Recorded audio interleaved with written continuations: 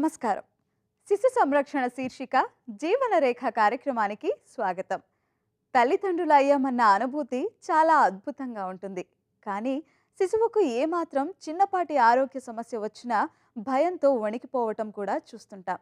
అందుకే ఎలాంటి సమస్యకు ఎలా స్పందించాలి, దేన్ని సీరియస్గా తీసుకోవాలి అనే విషయంలో అవగాహన అవసరం.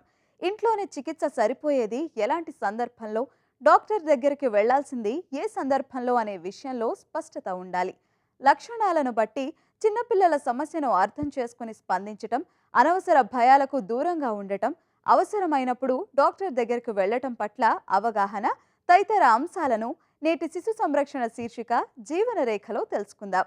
పిల్లలకు ఎదురయ్యే ఇలాంటి సమస్యలకు వైద్యుల సలహాలను కూడా చూద్దాం.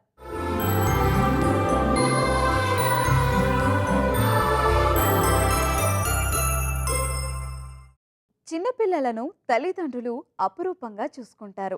అందుకే కొద్దిపాటి అనారోగ్య లక్షణం కనబడినా తల్లడిల్లిపోతుంటారు. అది వంటి మీద దద్దుర్లు కావచ్చు, జ్వరం కావచ్చు, కామెర్లు, వాంతులు, విరేచనాలు, తలనొప్పి కావచ్చు. నోరు తెరిచి చెప్పుకోలేని స్థితిలో ఉన్న ఆ లక్షణాలు కనబడగానే ఎలా స్పందించాలో తల్లిదండ్రులకు తెలియాలి. ప్రతిసారి డాక్టర్ దగ్గరికి వెళ్ళటం ఎంత అనవసరమో కొన్ని సందర్భాలలో వెంటనే డాక్టర్ దగ్గరికి వెళ్ళటం అంత అవసరం. అందుకే అలాంటి కీలక సమస్యలు, లక్షణాల గురించి తెలుసుకుందాం.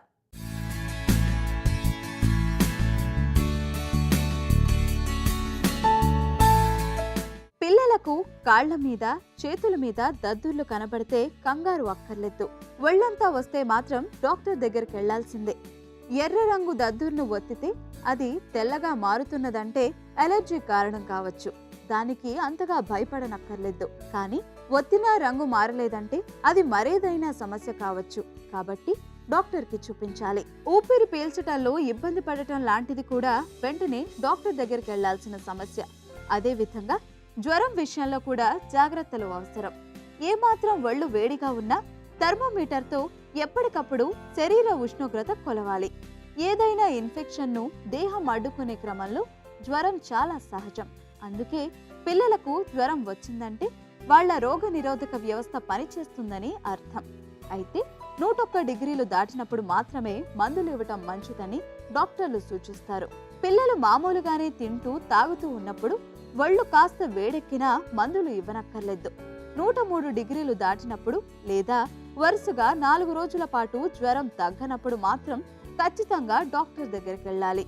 అంటే రోగ నిరోధక వ్యవస్థ ఆ జ్వరం మీద పోరాడలేకపోతుందని, ఇన్ఫెక్షన్ బలంగా ఉందని అర్థం. మామూలు వైరస్ అయితే చికిత్సకు త్వరగానే తగ్గిపోతుంది. అలా కాకుండా ఏదైనా బ్యాక్టీరియా కారణమైతే యాంటీబయాటిక్స్ తో చికిత్స చేస్తారు. డాక్టర్ని అడగకుండా సొంతంగా యాంటీబయాటిక్స్ వాడొద్దు. 3 నెలల లోపల పిల్లలకి జ్వరం వస్తే అది నిజంగానే చాలా సీరియస్గా పరిగణించాలి. ఎందుకంటే కనుక ఆ ఏజ్లో మనము వేరే పిల్లల్లాగా, పెద్ద పిల్లల్లాగా ఏడవడం కానీ లేదా ఏదైనా అదే సిమ్టమ్స్ కనుక్కోవడానికి కానీ మనకు చాలా తక్కువ ఆస్కారం ఉంటుంది.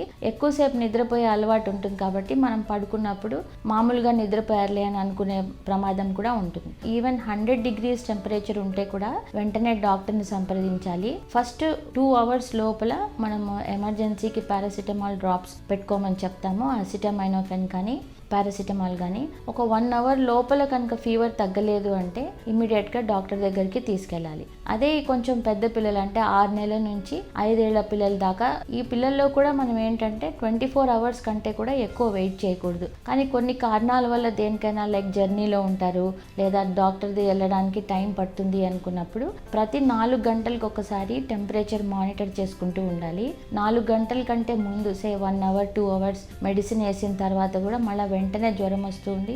2-3 సార్లు మెడిసిన్ వేసిన తర్వాత కూడా అదే డిగ్రీ టెంపరేచర్ వచ్చి ఆ జ్వరంతో పాటు బాబు చాలా హాట్గా, రెడ్గా కనిపించి చెమటలు పడుతూ ఉంటాయి. దెన్ మనం పిల్లవాడిని ఎత్తుకున్నప్పుడు అతని గుండె ఎట్లా కొట్టుకుంటుందో మనకు వినిపిస్తూ ఉంటుంది. అది పేరెంట్ ఫీల్ అవుతూ ఉంటారు. అది కొంచెం ప్రమాదకరమైన సైన్గా కన్సిడర్ చేసి వెంటనే డాక్టర్ దగ్గర తీసుకెళ్తే మంచిది. ఈ ఫీవర్తో పాటు వామిటింగ్స్ కానీ లేదా ఇంకేదైనా లైక్ ఆయాసం, లూజ్ మోషన్స్ అయ్యాయి అనుకోండి, అది ఇంకా ఎక్కువ తీవ్రతగా ఉన్నట్టు పరిగణించాలి. అప్పుడే పుట్టిన బిడ్డల్లో కామెర్లు రావచ్చు. సాధారణంగా ఇది హానికరం కాదు. పుట్టిన 2వ రోజున ఇది కనపడుతుంది. సాధారణమైన కాన్పుల విషయంలో 8వ రోజు వరకు, ముందుగా పుట్టిన బిడ్డల విషయంలో 14వ రోజుల వరకు కనబడుతుంది. చర్మం పసుపు రంగులోకి మారటం, కంటి తెల్లగుడ్డు గోళ్లు పసుపు రంగులోకి మారటం, సాధారణం కంటే ఎక్కువసేపు బిడ్డ నిద్రపోవటం లాంటి లక్షణాలను బట్టి కామెర్లు అని అర్థం చేసుకోవచ్చు. పిల్లలకు జ్వరంతో పాటు తలనొప్పి ఉంటే దాన్ని సీరియస్ గానే తీసుకోవాలి. తలనొప్పి అనగానే సాధారణంగా చాలా చిన్న సమస్యలా అనిపించవచ్చు. చిన్న చిన్న తలనొప్పులైతే మామూలుగా దొరికే మందులు వాడితే సరిపోవచ్చు. కానీ గంటల తరబడి తలనొప్పి ఉన్నా తినటానికి గాని, ఆడుకోవటానికి గాని, టీవీ చూడటానికి గాని ఇష్టపడనంతగా ఆ తలనొప్పి బాధిస్తున్నా ఖచ్చితంగా డాక్టర్కి చూపించాల్సిందే. తలనొప్పి అనేది మాడులో కండరాలు బిగుసుకోవటం వస్తుందే తప్ప అది మెదడుకు సంబంధించింది కాదు. అయితే అయోమయానికి గురి కావటం, చూపు మసకబారటం, నడకలో ఇబ్బంది లాంటి నాడీ సంబంధమైన లక్షణాలు కనబడినప్పుడు మాత్రం ఆలస్యం చేయకుండా డాక్టర్కి చూపించాలి. తలనొప్పితో పాటు జ్వరం, వాంతులు, చర్మం మీద దద్దులు, మెడ బిగుసుకుపోవటం లాంటి లక్షణాలకు మాత్రం తీవ్రమైన ఇన్ఫెక్షన్ కారణమై ఉంటుంది కాబట్టి తీవ్రంగా పరిగణించాలి. వాంతులు విరోచనాలు ఆల్వేస్ ఎమర్జెన్సీనే. ఫుడ్ అలర్జీ అంటాం కదా, అట్లా ఫుడ్ అలర్జీ వల్ల కానీ, లేదా మనం ఏదైనా ఓవర్ ఫీడ్ చేయడం వల్ల వామిట్ అయింది అని చూసుకుంటే కనుక దాన్ని ఒక 2 to 3 hours ఏదైనా లైట్ ఫుడ్ పెట్టి వాటర్ బాగా తాపించి స్టమక్ సెటిల్ అవుతుందా లేదా చూసుకోవాలి. అలా సెటిల్ కాలేదు 2-3 hours లేదా 6 hours కంటిన్యూస్గా ఒక వామిట్ తర్వాత ఒక వామిట్ చేస్తూనే ఉన్నాడు అంటే వామిటింగ్స్ వల్ల డీహైడ్రేషన్లోకి వెళ్ళే ఛాన్స్ ఉంటుంది. కాబట్టి దాన్ని మనం ఎమర్జెన్సీ ట్రీట్మెంట్ లాగా తీసుకెళ్ళాలి. చిన్నపిల్లల్లో రిజర్వ్ బాడీ మాస్ తక్కువ ఉంటుంది కాబట్టి రిజర్వ్ కూడా తక్కువ ఉంటుంది. 2-3 వాంతులే కదా అని ఇగ్నోర్ చేయడానికి వీల్లేదు.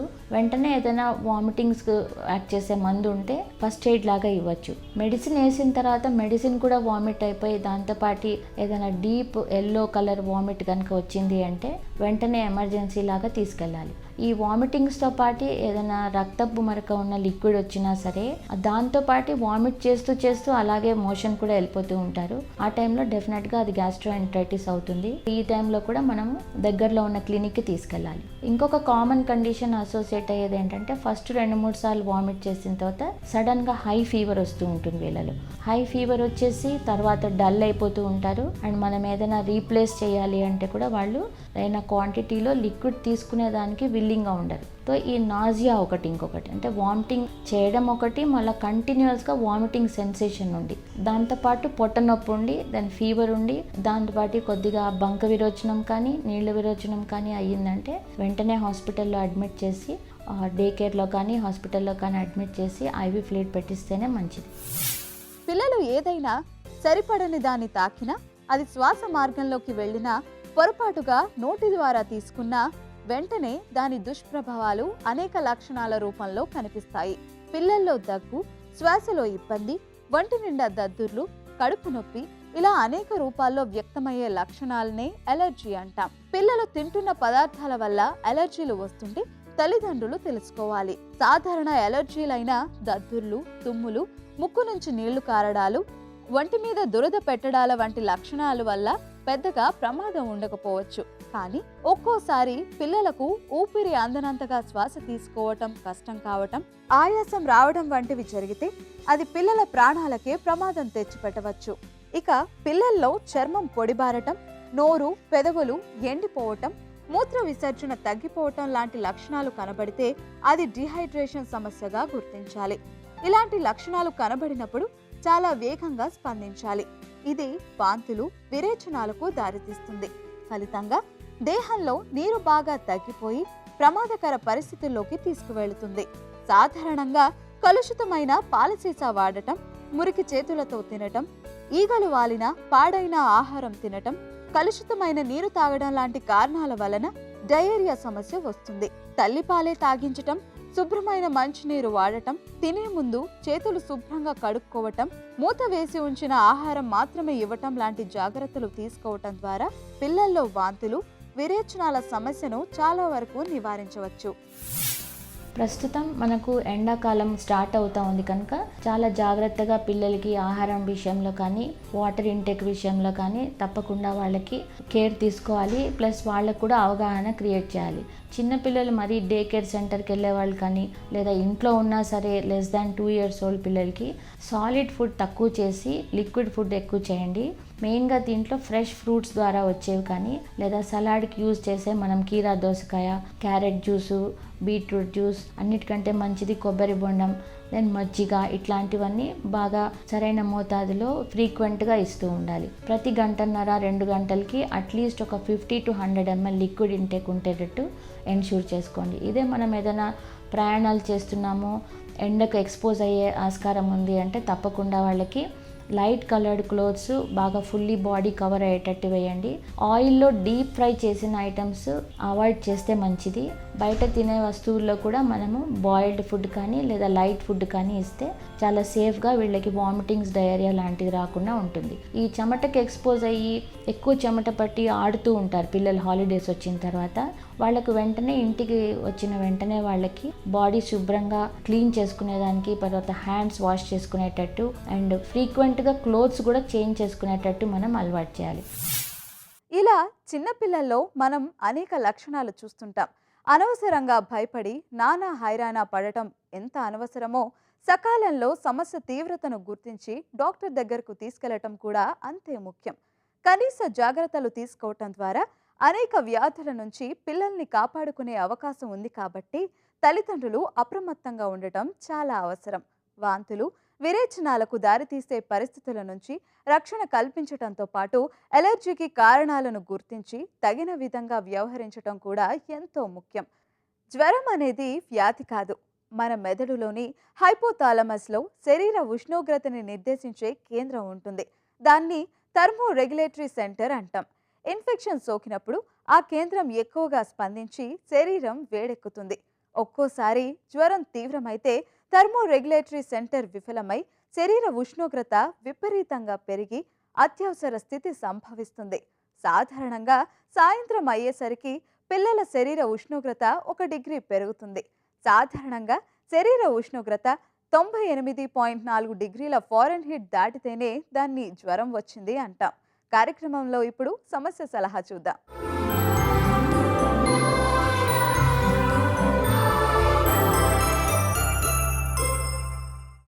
డాక్టర్ గారు, గీత ఇలా అడుగుతున్నారు.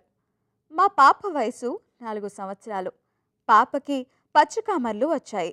డాక్టర్ని కలిస్తే పాపకి మందులతో పాటు డైట్ కూడా చెప్పారు. మేము పాప విషయంలో ఇంకో ఒపీనియన్ కోసం రాస్తున్నాము. మా పాపకి ఎటువంటి డైట్ ఇవ్వాలి? పాప 20 కిలోల బరువు ఉంటుంది. 1 వారం క్రితం జాండీస్ వచ్చింది. పాపకి ఏం పెట్టాలో దయచేసి తెలియజేయండి అని అడుగుతున్నారు. గీత గారు, పాపకి పచ్చికామర్లు వచ్చాయి అన్నారు. అంటే దాన్ని మనం మెడికల్ టర్మినాలజీలో హెపటైటిస్ అని అంటాం. మనకి హెపటైటిస్లో రకాలు ఉన్నాయండి, ABCDE అని చెప్పి. దాంట్లో ఏ రకం వచ్చింది, ఓకే, కొన్ని మదర్ ద్వారా వచ్చేవి ఉంటాయి, కొన్ని బ్లడ్ ప్రిక్ ద్వారా వచ్చేవి ఉంటాయి, కొన్ని హెపటైటిస్ A అనేది అది కామన్గా మనం పిల్లల్లో చూస్తాం. అదేంటంటే కొంచెం ఫుడ్ తోటి, వాటర్ తోటి వస్తూ ఉంటుంది అనమాట. ఈ హెపటైటిస్ A అనేది షార్ట్ డ్యూరేషన్. ఒకసారి డాక్టర్ దగ్గరికి వెళ్ళగానే అది కొంచెం ట్రీట్మెంట్ తోటి తగ్గిపోతుందండి. మోస్ట్లీ పాపకి కూడా ఇదే వచ్చింది అనుకుంటున్నాను, హెపటైటిస్ ఏ. ఎందుకంటే ఈరోజు రేపు పిల్లల్లో చూసేది అదే ఎక్కువగా కామన్ కాబట్టి. ఓకే, సో ఇదేమన్నా కూడా ఇది లివర్ రిలేటెడ్ ప్రాబ్లం అనమాట. So any hepatitis it's a liver related infection. Okay, ఈ టైప్ ఆఫ్ వైరస్ని బట్టి కొన్ని వైరస్కి షార్ట్ టర్మ్ ట్రీట్మెంట్ ఉంటుంది, కొన్ని వైరస్లకి లాంగ్ టర్మ్ ట్రీట్మెంట్ ఉంటుంది.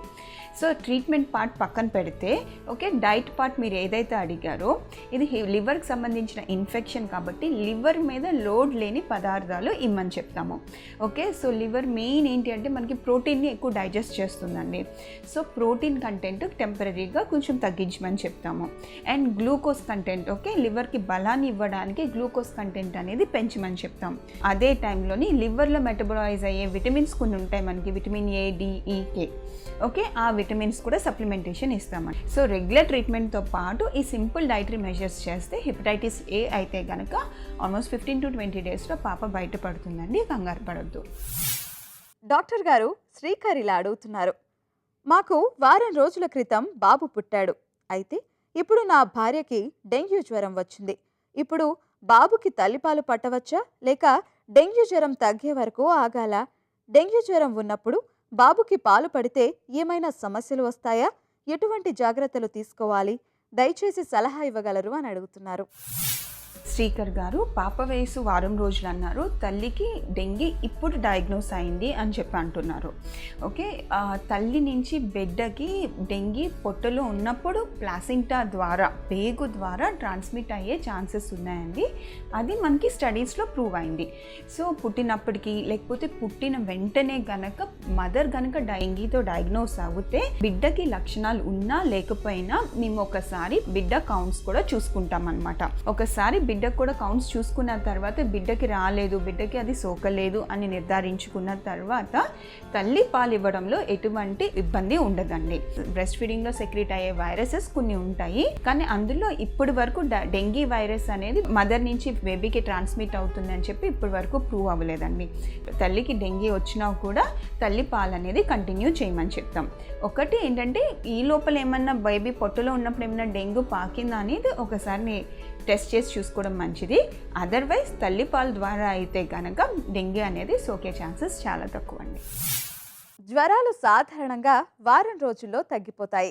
వారం దాటిన జ్వరాలు న్యూమోనియా, టైఫాయిడ్, మలేరియా, డెంగ్యూ ఇలాంటి జ్వరాలను సరిగ్గా గుర్తించి సరైన మందులు వాడితే త్వరగా కోలుకుంటారు. అయితే జ్వరం ఎక్కువగా ఉంటే గోరువెచ్చని నీటిలో మెత్తని గుడ్డను ముంచి ఒళ్ళు తుడవాలి. తరచుగా నీళ్లు, ఇతర ద్రవాలు తాగిస్తే శరీర ఉష్ణోగ్రత అదుపులోకి వస్తుంది. రక్త ప్రసరణ సవ్యంగా సాగుతూ నీరసాన్ని నివారిస్తుంది. జ్వరం 100 డిగ్రీల ఫారెన్హీట్కి తక్కువగా ఉన్నప్పుడు మాత్రమే పిల్లలు ఏవైనా తినగలుగుతారు. డాక్టర్ గారు, శృతి ఇలా అడుగుతున్నారు. మా బాబు వయసు 2 సంవత్సరాల 6 నెలలు. వాడు ఈ మధ్య తిండి సరిగా తినడం లేదు. వాడికి నేను రకరకాల రంగుల్లో ఉండే ఆహారాన్ని వండి పెడుతున్నాను. అయినా సరే వాడు సరిగా తినడం లేదు. ఇంతకు ముందు ఏది ఇచ్చినా బాగానే తినేవాడు. ఇప్పుడు తినడం లేదు. వాడు సన్నగా అయిపోతుంటే బాధగా ఉంది. దయచేసి సలహా ఇవ్వండి అని అడుగుతున్నారు. శృతి గారు, పిల్లలు యాక్టివ్గా ఉన్నారు, ఆడుకుంటున్నారు, ఇటు అటు వెళ్తున్నారు. ఆ ఏజ్కి ఉండవలసిన డెవలప్మెంటల్ మైల్ స్టోన్స్ ఉన్నాయి అంటే మనం పెద్దగా కంగారు పడవలసిన అవసరం లేదు. పిల్లలు 2.5 years అప్పుడు జనరల్గా వాళ్ళ హైట్ అయితే పెరుగుతూ ఉంటుంది, వెయిట్ అంత ఎక్కువగా ఫాస్ట్గా పెరగదు. సో తనలో గ్రోత్ ఉన్నదా లేదా అని కరెక్ట్గా తెలుసుకోవడానికి మీరు వాళ్ళ హైట్ అండ్ వెయిట్ గ్రోత్ చార్ట్లో కరెక్ట్గా ప్లాటింగ్ చేసి మ్యాప్ చేస్తే మీకు కరెక్ట్గా అర్థమవుతుంది ఏంటంటే వాళ్ళ వెయిట్ అయినా తగ్గిపోతుందా, స్టాగ్నేట్ అయిపోతుందా, హైట్ ఎలా ఉంది. సో దాన్ని బట్టి మనం మటుకి అసెస్ చేయాలి. ఇంట్లో ఫుడ్సే, ఇంట్లో తయారు చేసిన స్నాక్ ఫుడ్సే ఆఫర్ చేయండి. వాళ్ళని ఫుడ్ మేకింగ్లో, ఫుడ్ సర్వింగ్లో వాళ్ళు సెల్ఫ్గా ఈటింగ్కి ఎంకరేజ్ చేయాలి. సో ఆ విధంగా ఏంటంటే వాళ్ళకి ఫుడ్ పట్ల ఇంట్రెస్ట్ అయితే కలిగించాలి. మనం ఫుడ్ తినమని ప్రెషర్ పెట్టకూడదు, నాగ్ అయితే చేయకూడదు. సో వాళ్ళకి ఇండిపెండెన్స్ ఇచ్చి they should be given independence to choose the food, how to eat, how much to eat అన్నది వాళ్ళకే ఇచ్చి కంప్లీట్గా అవుట్ సైడ్ ఫుడ్ కానీ ఇవ్వకుండా ఉంటే నెమ్మదిగా వాళ్ళకి మనం తినే ఫుడ్ పట్ల నెమ్మదిగా ఇంట్రెస్ట్ ఉంటుంది. ఒకటి ఏంటంటే తనకి ఏమైనా హెమోగ్లోబిన్ ఏమైనా తక్కువ ఉందా లేదో ఒకసారి డాక్టర్ గారి దగ్గరికి వెళ్ళి ఒకసారి చెక్ చేయించుకొని ఇలాంటి ఐరన్ డెఫిషియన్సీ ఏమైనా ఉంటే దానికి ఏమైనా మందులు ఏమైనా మటుకి వాడాల్సిన అవసరం ఉంటే మీరు మటుకి వాడండి ఒకసారి. డాక్టర్ గారు, స్నేహ ఇలా అడుగుతున్నారు. బెంగళూరులో ఉండే నా స్నేహితురాలకి ట్రాన్స్జెండర్ బేబీ ఉంది. బేబీ యాక్టివ్గా బాగానే ఉంది. అయితే పిల్లలకు లింగ మార్పిడి సర్జరీ చేస్తారా? బేబీ యొక్క జెండర్ని సర్జన్ ఎలా నిర్ధారిస్తారు? బేబీని ఎవరిగా మారుస్తారు? సర్జరీకి ముందు క్రోమోజోమల్ స్టడీ ఏమైనా చేస్తారా? ఎటువంటి పరీక్షలు చేస్తారు? దయచేసి తెలియజేయండి అని అడుగుతున్నారు.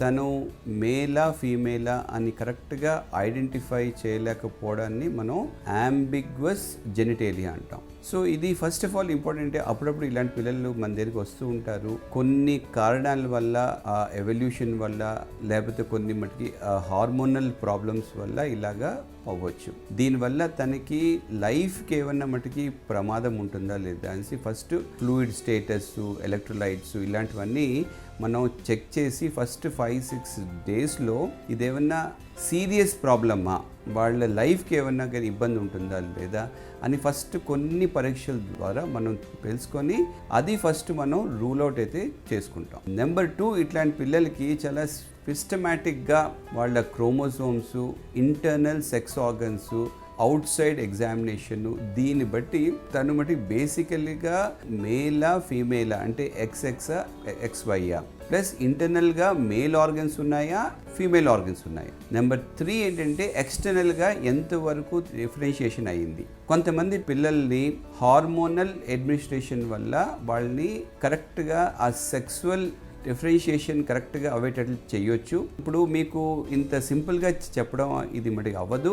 దీనికి డీటెయిల్డ్గా ఒక పీడియాట్రిషియన్, ఒక పీడియాట్రిక్ ఎండోక్రైనాలజిస్ట్, ఒక జెనెటిక్ స్పెషలిస్టు, ఇట్లాగా చాలామంది కలిసి ఆలోచించి ఏది తనకి కరెక్ట్గా సూటబుల్ సెక్సో అది కరెక్ట్గా అసైన్ చేసి మీకు అర్థం అవ్వేటట్లు చెప్పి దాని తర్వాత అదే విధంగా మనం మటుకి ఫాలో అవ్వాలి. 6 నెలల వరకు తల్లిపాలు తాగిన పిల్లలు, 2 ఏళ్ల వరకు తల్లిపాలతో పాటు పోషకాహారం తీసుకున్న పిల్లలు ఏ జ్వరం నుంచైనా త్వరగా కోలుకుంటారు. మనకి అందుబాటులో ఉన్న టీకాలన్నీ వేయించాలి. నీళ్లు, ద్రవ పదార్థాలు బాగా తాగించాలి. తేలిగ్గా జీర్ణమయ్యే ఆహారం ఎక్కువసార్లు ఇవ్వాలి. తగినంత విశ్రాంతినివ్వాలి. జ్వరాన్ని తగ్గించే పారాసెటమాల్ని డాక్టర్ సూచించిన మోతాదు ప్రకారం వాడాలి. పాత చీటీల మీద ఉన్న మందుల్ని గుడ్డిగా వాడకూడదు. ఇది నేటి శిశు సంరక్షణ శీర్షిక జీవన రేఖ. మరొక కార్యక్రమంలో మళ్ళీ కలుసుకుందాం. అంతవరకు సెలవు, నమస్కారం.